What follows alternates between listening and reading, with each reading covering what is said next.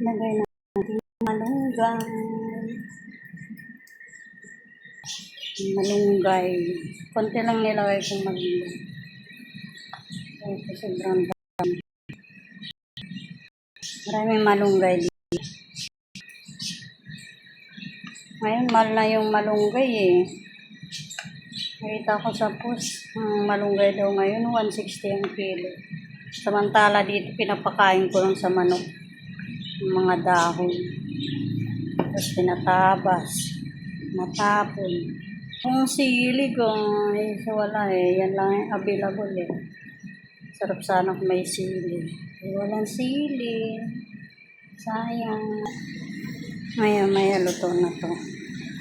Ayan. Sayote.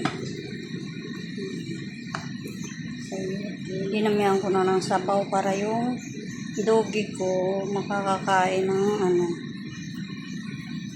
sabaw. Nalagyan ko yung kanin nila ng sabaw na marami. Thank you for watching.